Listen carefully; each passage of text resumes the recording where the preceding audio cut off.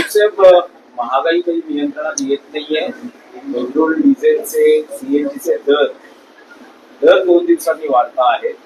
Airlines धोक्यात गेलेल्या आहेत. अनेक ठिकाणी फ्लाईट्स कमी करण्यात आलेले आहेत आणि हे संकट अजूनही वाढणार आहे. जर भारतात अजून 2 राज्यात निवडणुका असत्या, आणखी 2 राज्यात निवडणुका असत्या, तर कदाचित संकट वाढलं नसतं. जसं पश्चिम बंगाल सह आसाम, केरळमध्ये निवडणुका होत्या,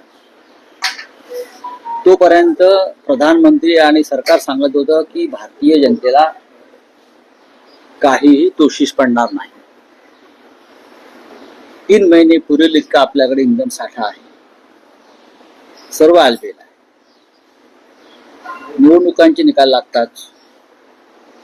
नरेंद्र मोदी स्वतः परदेशात गेले, इटलीला, नेदरलँडला, व इतर काही देशात, आणि भारतीय जनतेवर गेल्या 15 दिवसात किमान 4 वेळा इंधन दरवाढीचा बोजा टाकून ते आता ऑस्ट्रेलियाला चालल्याची माझी माहिती आहे.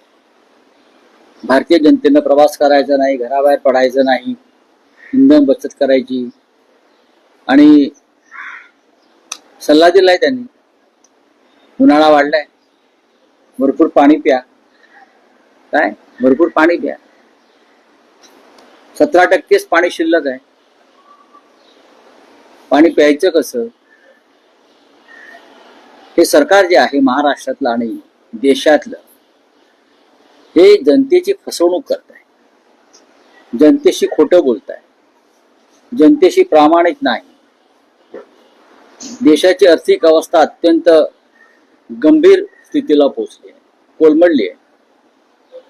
राहुल गांधी म्हणतात ते खरं आहे, या देशामध्ये आर्थिक तुफान येणार आहे आणि त्या सर्व उद्ध्वस्त होणार आहे. पण त्याची चिंता या राज्याच्या मुख्यमंत्र्यांना आणि देशाच्या प्रधानमंत्र्यांना दिसत नाही. ते अद्याप हवेत आहेत, जमिनीवर नाही. नीट पेपर फुटीचं केंद्र हे महाराष्ट्रातच आहे, हे आता स्पष्ट झालं. नीट पेपर फुटीचं केंद्र जर महाराष्ट्रामध्ये असेल, त्याचा केंद्रबिंदू लातूर पासून पुण्यात पसरलेला असेल, तर त्याची जबाबदारी ही देशाचे शिक्षण मंत्री धर्मेंद्र प्रधान यांच्या इतकीच राज्याचे मुख्यमंत्री सन्माननीय देवेंद्र फडणवीस यांच्यावर सुद्धा आहे. त्यातला मास्टर माइंड तेजस शहा याला काल सीबीआयने अटक केली. म्हणजे शहा कनेक्शन कुठेतरी असतंच महाराष्ट्रात, काही वाईट घडायचं असेल तर. त्याची जबाबदारी देवेंद्र फडणवीस घेणार आहेत का, हा माझा प्रश्न आहे. देशातल्या हजारो लाखो विद्यार्थ्यांचं भविष्य तुम्ही उद्ध्वस्त करते आणि त्याचा केंद्रबिंदू महाराष्ट्र आहे. आणि आपण सुशासन वगैरे वगैरे ज्या गोष्टी ज्या करत आहात, प्रधानमंत्री मोदींच्या नेतृत्वाखाली एका पिढीचं आयुष्य तुम्ही बर्बाद केलेलं आहे आणि देवेंद्र फडणवीस त्याच्यावरती काहीच बोलायला तयार नाही. एक पत्रकार परिषद तरी घ्या, आम्ही तुम्हाला प्रश्न विचारू.